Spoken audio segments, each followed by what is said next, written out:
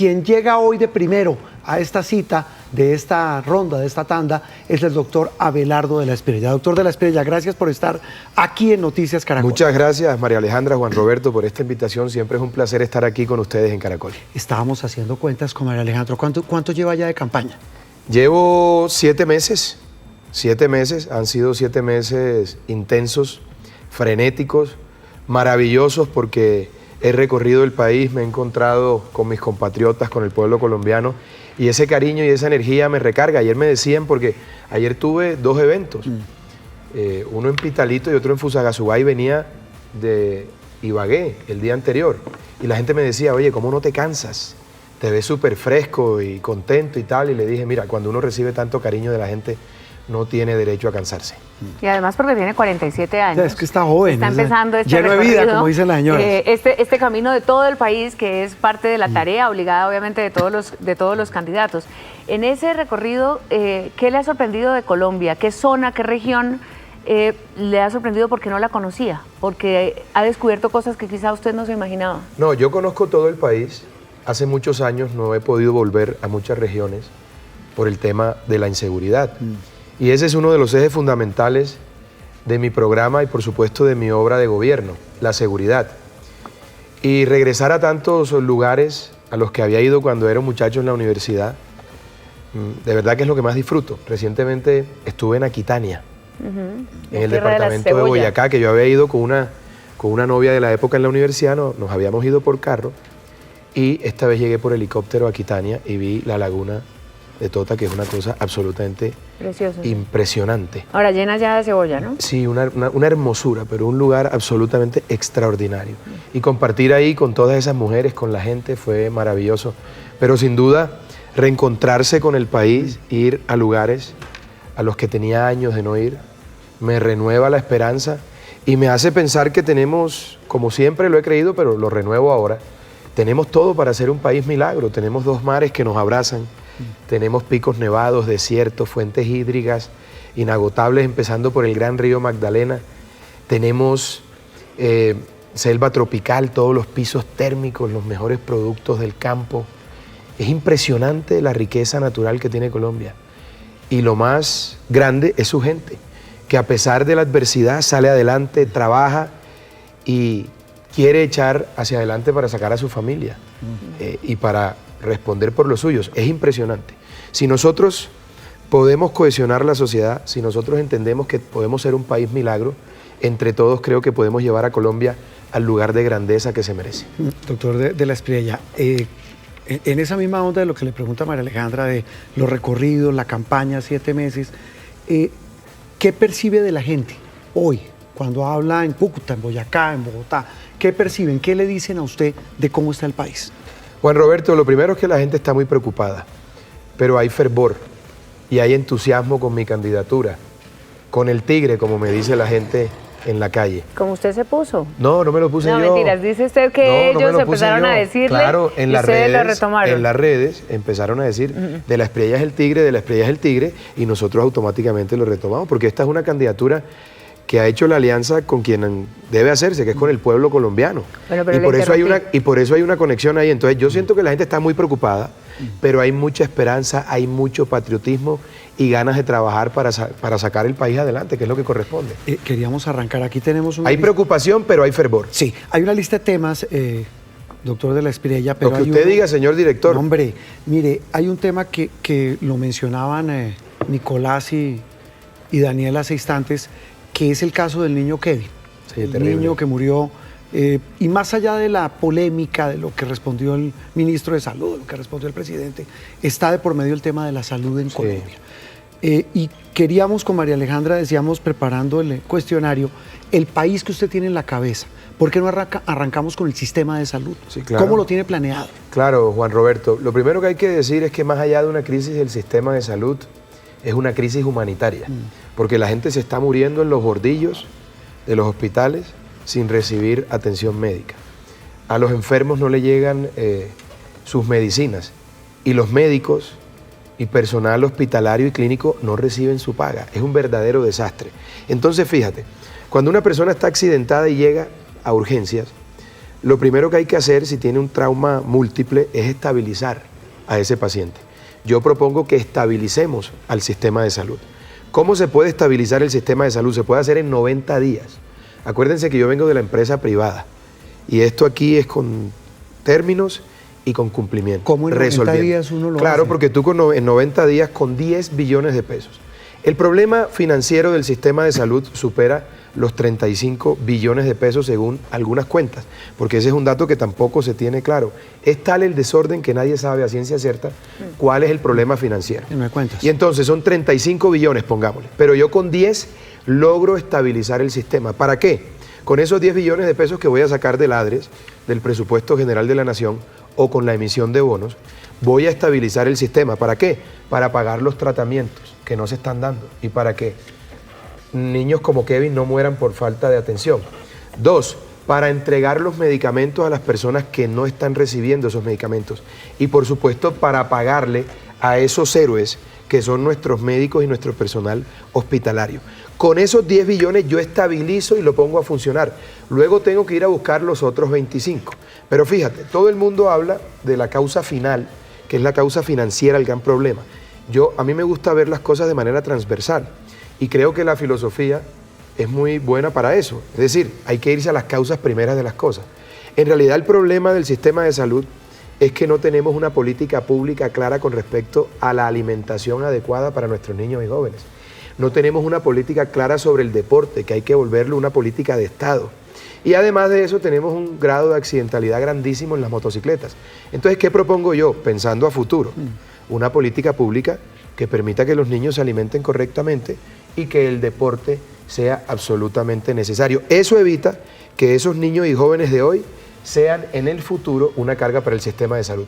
Pero si además nosotros le damos a los 12 millones y medio de motos que tienen solamente el 20% de ellos el SOAT, a los otros le damos un seguro obligatorio más barato, al 80%, y les hacemos unas vías propias para las motos, vamos a evitar la accidentalidad. Lo que más congestiona, la misma vía, como si fuese una ciclorruta, pero una motorruta con organización de los moteros, a los que no podemos perseguir.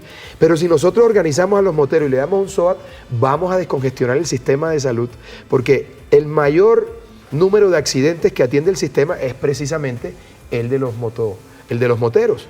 Y eso hay que corregirlo. Entonces, claro, hay un tema para allá, un plan de choque, 90 días, 10 billones. Hay que resolver el problema financiero de fondo, 25 billones. Una política pública de salud y una política pública de deporte y atención al tema de los moteros para que no congestione a futuro.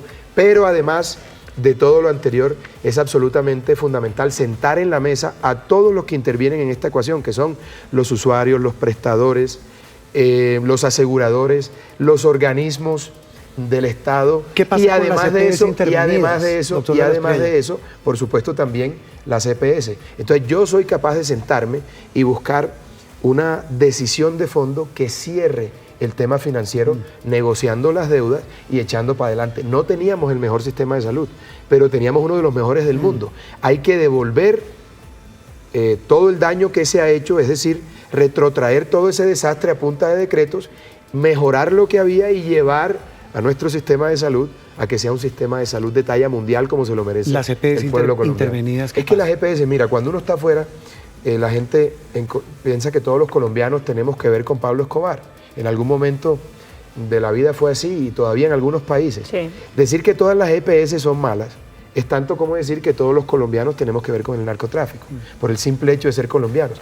Hay EPS que lo están haciendo bien y van a tener todo el respaldo y el apoyo del gobierno. Y el que lo está haciendo mal va a sentir la mano de hierro del gobierno, porque aquí no se va a perder un peso, aquí nadie se va a robar un peso, aquí vamos a tener una decisión política, personal y de Estado de proteger cada peso de los colombianos. La plata pública es sagrada y el tigre vino a que estrenen también honestidad, incluso esos que se han robado siempre al Estado. Conmigo, seriedad con eso, si no van a saber lo duro que muerde el tigre. Cero complacencia con el robo de la cosa pública, con el robo de la plata de la gente. Bueno, usted habla de los decretos y de echar para atrás una cantidad de cosas que en referencia con este gobierno ha dicho se hicieron por decreto, pero usted también habla de una serie de decretos que se producirían en su gobierno en los primeros días. ¿Qué pasa entonces con los proyectos ante el Congreso?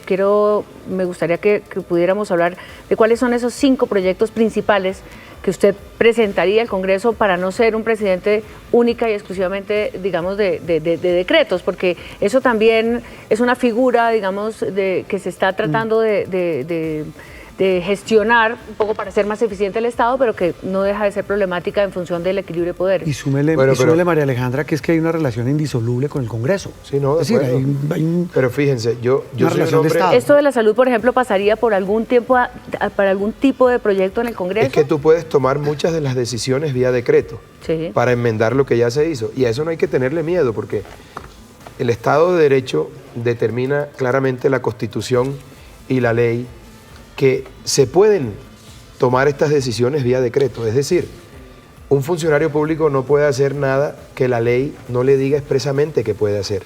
Eso es el principio de legalidad. Mientras que los particulares podemos hacer todo aquello que la ley no obliga. Este gobierno ha extralimitado sus funciones, sin duda. Pero yo lo que quiero es tratar de llevar las cosas a un mejor punto para luego iniciar las reformas de fondo. Por supuesto que hay que pensar en reformas con el Congreso y para eso se necesita un Congreso amigo. Y yo tengo listas que me apoyan de partidos no tradicionales, de gente que quiere renovar la política, como la lista del Tigre de Salvación Nacional o la lista de Fico de Creemos. ¿No es tradicional? No, perdóname, es un partido, primero, que pero había viene de desaparecido. La familia de Álvaro Gómez Hurtado. Pero aquí... Pero digo, no es una crítica, es una pregunta. No es tradicional en el sentido de la vieja política. Es un partido de propuestas. Es un partido de gente decente, sin mácula, sin tacha, sin investigaciones, al igual que la lista de Fico de Creemos. Así que si quieren apoyar al Tigre, hay que apoyar la lista del Tigre, que es la lista de Salvación Nacional, y la lista de Fico, que es la lista de Creemos. Claro, por supuesto que hay proyectos... Fico tiene lista propia y es alcalde de Medellín, o sea, su participación en política no. Hay proyectos muy importantes que hay que presentar al Congreso de la República.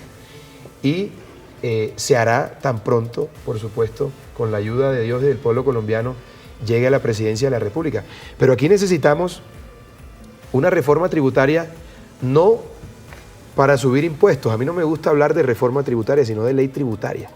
Porque entonces la señora que nos está viendo en Cereté o que nos está viendo en Pereira pensará que la reforma tributaria es para subir. No, uno puede presentar una reforma tributaria para bajar los impuestos. ¿Cuál es mi propuesta? Al Congreso, al país, a las Cortes, porque esto tenemos que articularlo con las 3 ramas del poder público. Sí. Yo esto no lo puedo sacar solo adelante. El país va a quedar destruido. Necesito del apoyo del Congreso de la República y necesito del apoyo de los jueces de la República. ¿Para qué? Para tramitar las decisiones y los proyectos que sean necesarios para sacar a Colombia adelante en temas de seguridad, fundamental, que es un desastre también lo que está ocurriendo. Miremos la recuperación del sistema de salud, la lucha contra la corrupción, pero mire, la educación para los jóvenes, la lucha contra la pobreza. Hay muchos temas y necesito a todas las ramas del poder público porque el país se saca adelante entre todos. Y yo tengo la obligación moral, legal y constitucional de unir, de cohesionar a todos los colombianos. Los poderes independientes, pero obviamente frente a políticas públicas que se pueden políticas públicas articuladas. Mire, antes de entrar a seguridad, es que me llama la atención lo de la ley tributaria, pero es que hay unas realidades enormes, doctor de la Espriella, con las que llega el próximo presidente. Una deuda gigantesca, eso hay que pagarla. Así es. Hay unos gastos amarrados, porque todo el mundo dice, yo voy a bajar los gastos del Estado, pero ¿cómo? Si hay unos gastos ineludibles que no se pueden dejar de asumir. La deuda está disparada, la deuda pública. ¿Cómo hace una reforma tributaria sin aumentar impuestos? No, escúcheme, porque esto va articulado con otras cosas. La empresa más importante de un Estado o de un país es el Estado. Y ha sido manejada por gente que no sabe de manejo empresarial. Entonces, lo primero que tú haces cuando llegas a una empresa privada es recortar los gastos. Colombia tiene más de 600 o 700 mil funcionarios, el Estado colombiano, más de 700.000 funcionarios y contratistas que le sobran al gobierno, en donde hay necesariamente que eliminar unos cargos y unos contratos porque hacen las mismas cosas. Entonces, si tú empiezas recortando, si das seguridad jurídica y física, generas que haya confianza inversionista. Entonces la gente que está afuera viene a poner plata para invertir. Si hay confianza inversionista, hay inversión social porque de ahí sale la plata para la inversión social. Pero si además de manera clara empiezas a aprender los 4 motores de la economía, porque es que Colombia tiene un gasto desbordado, tiene unos impuestos gigantescos y además de eso tiene apagados los 4 motores más importantes de la economía, a saber, hidrocarburos, minería, energía, infraestructura, construcción, agro. Está apagado el campo colombiano y puede ser el futuro de Colombia, y el turismo. Bueno, hoy el agro está jalonando un poquito la economía, ¿no? Claro. El agro ha tenido ese sector su que más crece. Pero no por políticas públicas claras, sino por un precio del café, de un comportamiento internacional que no tiene nada que ver con las políticas públicas. Ojo, entonces, si tú llegas, recortas el Estado, bajas los impuestos, empezando por el 4 por mil, que es el impuesto más repelente que hay. Tú tienes que pagar plata por mover tu propia plata, y los impuestos a la gasolina. ¿Y por qué el 52% del valor de un galón de gasolina corresponde a impuestos. Entonces, permíteme y cierro con esto, que son 30 segundos, para que nos entienda todo el mundo, porque esto es un galimatías. No, claro. Tú llegas, das seguridad física y jurídica, hay inversión. Recortas el Estado, puedes empezar a bajar los impuestos. Activas los 4 motores de la economía, vamos a despegar, y por supuesto hay que refinanciar la deuda. ¿Subsidios? Pero con respecto a esto quiero decir una cosa importante. Ustedes me han preguntado de la deuda. Yo he estado en 30, 40 entrevistas. Todo el mundo habla de deuda, pero nadie habla de crecimiento. Un país que solo se fija en su deuda y no está pensando en crecer es un país que no tiene futuro. Bueno, el crecimiento se fijó en el 2.6 hasta ahora. Pero si nosotros hacemos eso, nosotros podríamos crecer hasta en un 6. Créanme, tenemos todo para hacerlo. Es que la deuda es como cuando usted en una casa, usted debe una plata, Bien. usted tiene que pagarla. Está bien, pero tú Y puedes... los intereses se lo comen vivo. Pero Juan Roberto, hoy producimos, por ejemplo, 700 y pico mil barriles de petróleo. Nosotros con fracking, con absoluto respeto por la norma ambiental, podemos llevar la producción a 1.300.000. ¿Qué tal las reservas de gas que tenemos y que no estamos explotando con la calidad del gas? Lo que te digo yo es que nosotros estamos sobregirados, pero tenemos una caja fuerte llena de billetes. Entonces el tipo está sobregirado y dice, no voy a abrir la caja fuerte, sino que voy a seguir prestándole al banco. Nosotros tenemos que abrir la caja fuerte, que son los recursos que tenemos nosotros en el subsuelo. Y hay que explotarlos con responsabilidad ambiental para mejorar las finanzas. Y por supuesto hay otra cosa que es importante, la lucha contra la corrupción. Son 90 billones de pesos que se pierden al año. Si nosotros enfrentamos la corrupción como debe ser, de manera decidida, vamos a tener más platica para ponerle a la gente en el bolsillo. Y eso se puede hacer, créanme que se puede hacer. La corrupción es el gran propósito, obviamente, y en campaña muchísimo más, porque por supuesto es una gran promesa que establecería una nueva confianza entre los ciudadanos y los líderes, que está rota en buena parte por eso, pero que también al mismo tiempo se ha convertido en parte del sistema. Entonces, decir que la corrupción se va a acabar en un cuatrenio y que se va a poder, digamos, tener ese dinero es bonito, pero es bastante ingenuo en el sentido de que hay muchos dineros. Por ejemplo, la Contraloría presenta los informes de recuperación de dinero y muy pocas veces el porcentaje de recuperación es muy bajo. Pero volvamos un poco al tema. Pero déjame decirte algo sobre la corrupción, si me lo permites. Sí, claro. Porque es que yo no vengo de la política, yo vengo de la empresa privada. Yo no soy un mercader de ilusiones, yo soy un empresario de realidades. Yo te digo que la corrupción se puede combatir, ¿cómo? Con un bloque de búsqueda anticorrupción, conformado por la UIAF, que es la Unidad de Análisis Financiero del Ministerio de Hacienda. Tú tienes un software ahí que tú metes el dato del funcionario, cualquiera que sea, y ahí sale con cuánto entró y qué plata tiene la gente alrededor. Pero eso está sofisticado y está organizado para que no los pillen así. Pero escúchame, pero ya te voy a decir, porque aquí lo que ha faltado es voluntad política. Ojo, que la voluntad política y la determinación de un presidente es la que cambia las cosas.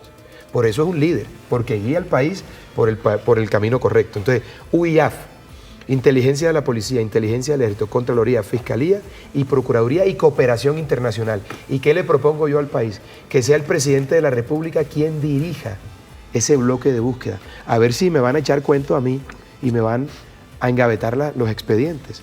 A ver si eso va a quedar en la impunidad. Va a estar en el litigio, presidente. ¿No te parece que es importante ser el primer defensor de los recursos públicos? En la investigación, de la corrupción si nosotros, me parece fantástico. María Alejandra, si nosotros nos tiramos a la cama y decimos, no, este país no tiene solución, esto es inviable, yo me resisto a creer que Colombia no tenga salidas, que Colombia no tenga futuro. Hay países que han atravesado situaciones peores que las de Colombia y han salido adelante con determinación, con liderazgo, con fuerza, con ardentía y con patriotismo. Doctor de la Espira, ya hablemos de seguridad, es que el tiempo corre y mire mucho tema. Usted dice que va a recuperar en 90 días territorios críticos. ¿Cómo se hace eso? Lo primero que hay que hacer es retomar los territorios con la fuerza pública. Dicho de otra manera, tenemos que hacer presencia en lugares en donde el Estado desapareció para ser reemplazado por los grupos narcoterroristas y las bandas criminales. Bueno, miren, definamos un momento presencia del Estado. Cuando un grupo de bandidos, de narcoterroristas y delincuentes está ganando la partida, es porque el Estado y el gobierno de turno son socios de ellos. Cuando el Estado y el gobierno se deciden, nunca pierde. El bandido más grande que ha tenido Colombia fue Pablo Escobar y terminó en el tejado de una casa en Medellín cuando se enfrentó al Estado y el Estado decidió enfrentarlo. Entonces nosotros tenemos que retomar los territorios con lo que tenemos por ahora, porque voy a recibir una fuerza pública desmoralizada, desfinanciada. Y ahí le sale otra pata a la mesa. Nosotros necesitamos renovar una alianza estratégica con los Estados Unidos de Norteamérica y con el Estado de Israel para dotar a nuestra fuerza pública, primero de presupuesto para aumentar el pie de fuerza. Y no descarto traer a los veteranos y a los reservistas a que nos ayuden en el entretanto. Dos, un general retirado para manejar, claro, como por hicieron supuesto, los demás, por supuesto que han hecho sí. otros gobiernos. Por supuesto que sí, no lo descarto. Hay que traer presupuesto, hay que traer armas de primera generación, tecnología, drones, inteligencia artificial. Vamos a quedar con la flota aérea en el suelo. Ahora bien, este no es un problema solamente de Colombia, este es un problema de seguridad nacional para Estados Unidos y para Europa y para Asia.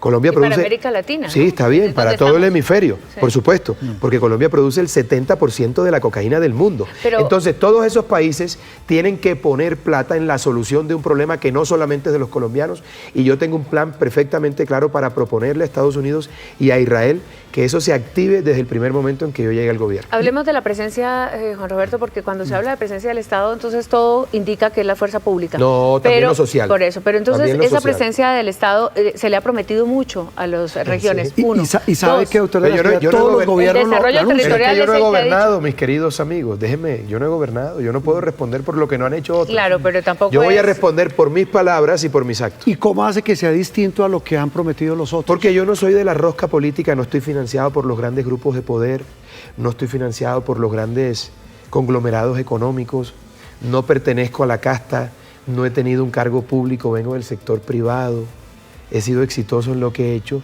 y lo que quiero hacer ahora es llevar a Colombia al lugar de grandeza que se merece. Y a diferencia de otros candidatos, no estoy aquí porque no tenga otras cosas que hacer. Estoy aquí porque he decidido que esta es la cosa más importante que debo hacer por mi país, que es diferente. Entonces, miren cómo cambió el mundo. Pero digamos que los candidatos en realidad y quienes se postulan a la presidencia, pues por supuesto, y en algunos casos usted tendrá razón de decir que no tienen otra cosa que hacer, pero en la mayoría de los casos, los líderes políticos que trasegan, digamos, su vida entregada al servicio público, pues tampoco están aquí jugando. Es decir, gobernar Colombia no es un tema de voluntad exclusivamente, es un tema también de entender cómo funciona esta complejidad de realidad que tenemos y a partir de ahí prestar esa vocación, ese servicio público. Sí, entonces, pero una interpelación esta es la a eso. primera vez que usted va a estar en el servicio público. Claro, por Sería supuesto. la primera vez si gana la presidencia. Tampoco puede, digamos, creo que es el primer día, No. el adanismo famoso de llegar a es que decir, no, el hecho de yo que no- puedo hacer todo. El hecho de que no haya estado en el servicio público no es garantía de que lo vaya a hacer bien. No, estoy diciendo es de los que sí han estado. Como tampoco es garantía que aquellos que han estado lo hagan bien. El señor que hoy preside Colombia fue concejal, fue diplomático, representante de la Cámara, senador, alcalde de Bogotá, y no ha hecho precisamente la mejor presidencia. Es decir, al final eso no depende sino de la voluntad política, de la ardentía, de la fuerza que tengas para hacer las cosas.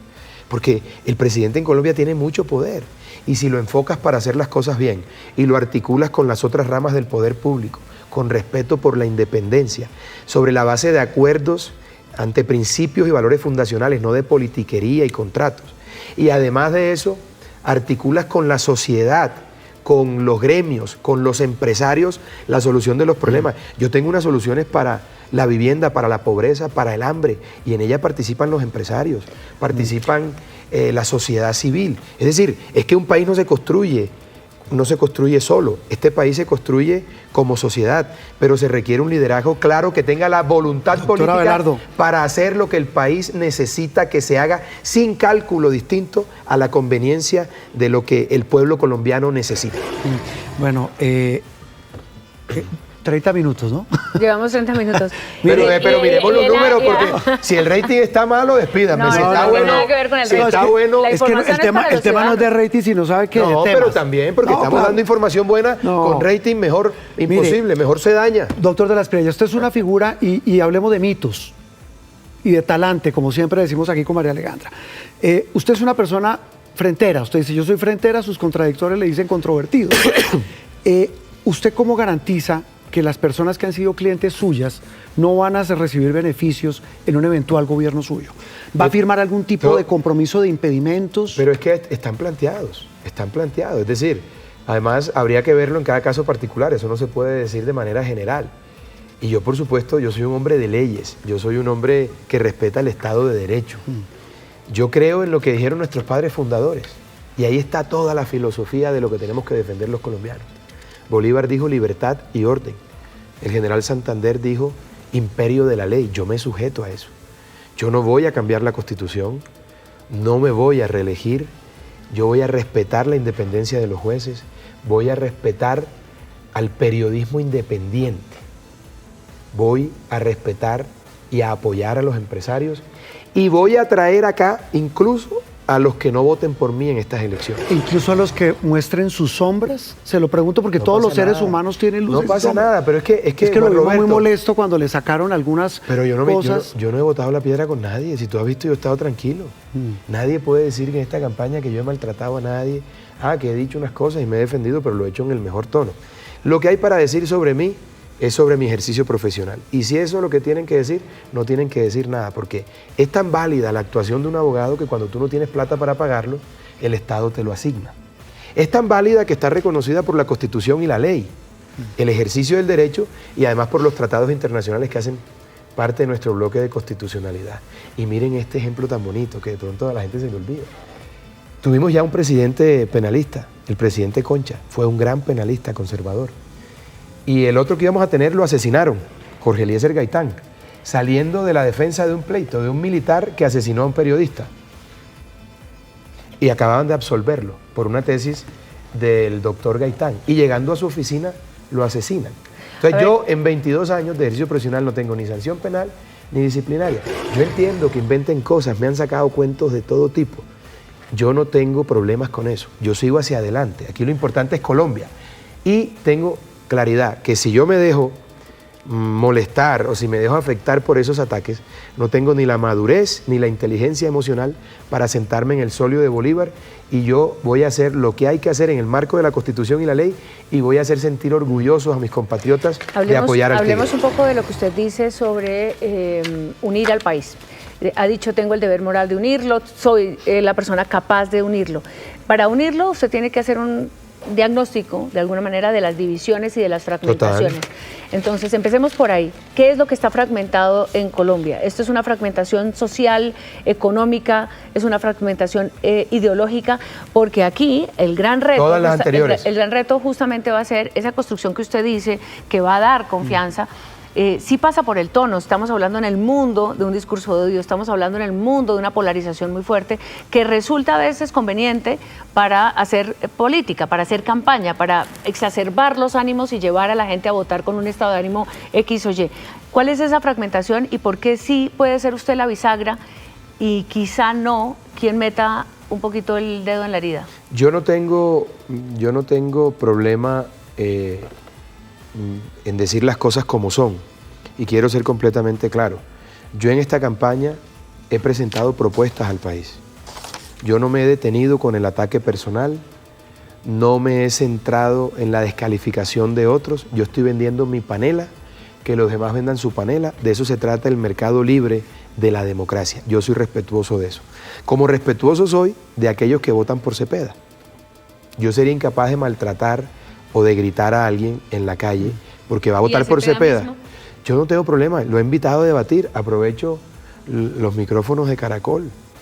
que salga. Es que él y yo tenemos una obligación de debatir para que el país Usted sepa... dice el presidente Petro y sus bandidos, que eso pues seguramente incluye al candidato Cepeda, que es parte obviamente del partido político. Yo nunca le he dicho a Cepeda bandido, he dicho que es el heredero de Petro y de la FARC. Yo nunca le he dicho a él bandido, y eso tengo que dejarlo claro.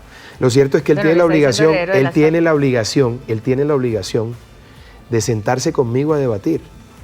No como otros candidatos quieren sentarse a debatir conmigo, en realidad esto, y miren lo que les digo hoy, las tendencias son claras, esto se fue así, Cepeda y el Tigre, y él tiene la obligación de sentarse a debatir conmigo, así que aprovecho para que ustedes le inviten y podamos hacer eso, pero perdón, director, porque quiero contestar esa pregunta. Sí, porque iba para allá. Hay un 35% de gente que sigue con Petro y que está con Cepeda. La pregunta es, ¿por qué esas personas que tienen todo el derecho a estar con ellos, ni más faltaba, están apoyándoles a pesar de lo que ha pasado en materia de seguridad, de economía, de sistema de salud, etcétera, etcétera, etcétera? Pues porque ahí hay dolor, porque ahí hay tristeza. Y yo quiero ayudar a sanar ese dolor, pero eso no se sana con discursos chimbos y peroratas interminables. Eso se sana con hechos, hay que decirlo. No solamente le ha incumplido a esas personas este gobierno, también otros gobiernos que han generado ese dolor y ese resentimiento. Y yo quiero ayudarlo a curar porque yo tengo la obligación legal, constitucional y moral de unir al pueblo colombiano. Y eso no es con discurso. Yo voy a ser presidente también de los que voten por Cepeda y los voy a traer a la manada del Tigre, cumpliéndoles los que no le cumplió ni Petro ni otros gobiernos. Doctor de la por eso Estrella, hay una deuda social y ahí hay un dolor que hay que sanar y yo quiero hacerlo. Usted pregona la autoridad y esta es la pregunta de cierre. ¿Su autoridad tiene límite? Claro, la Constitución y la ley. Sencillo. ¿Y personalmente tiene algún límite? Claro, es que cuando yo, ¿Es autoridad? Cuando yo, con la ayuda de Dios y el apoyo del pueblo colombiano, sea presidente de nuestra amada nación, yo tengo que asumir las obligaciones y los deberes que el cargo amerita. Es más, yo creo que mucha gente está confundida conmigo en esta campaña porque esperaban al penalista y al peleonero. Ese era el rol que yo tenía que cumplir como penalista. Bueno, porque ahí va, usted moderándose poco a poco como la campaña de la miembra, pero está bien, es decir, es parte del ejercicio de la campaña. Pero no es estratégico.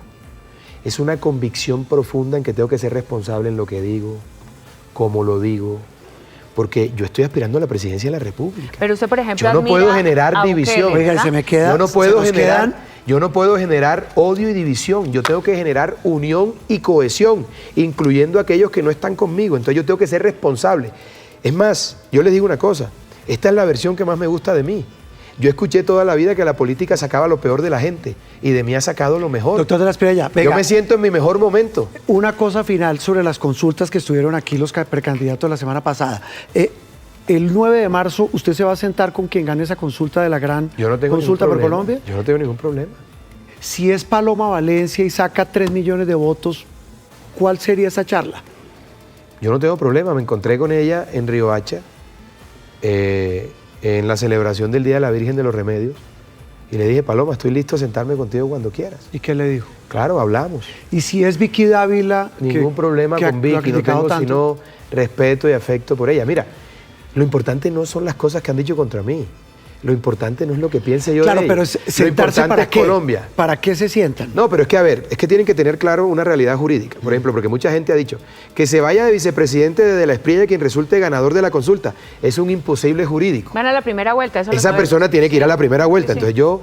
No, lo que tenemos es que... La primera vuelta, lo que tengo claro es que... Puede ir, pero se puede bajar. Si yo paso a la segunda vuelta con Cepeda, o si ganamos en primera, porque podemos darle sorpresa, si Dios quiere. Ojo.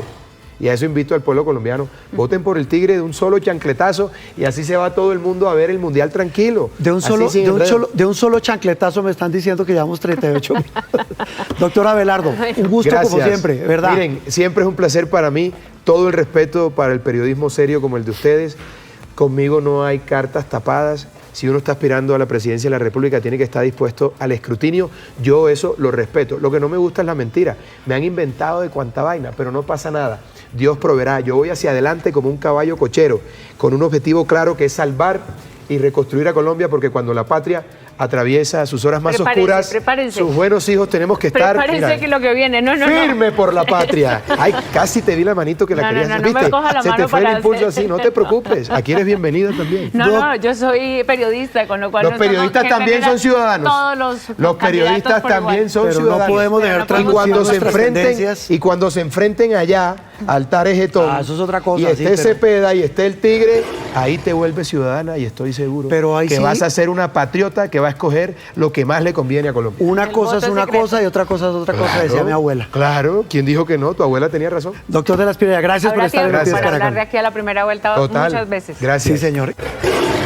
Abelardo de la Espriella. Firme por la patria.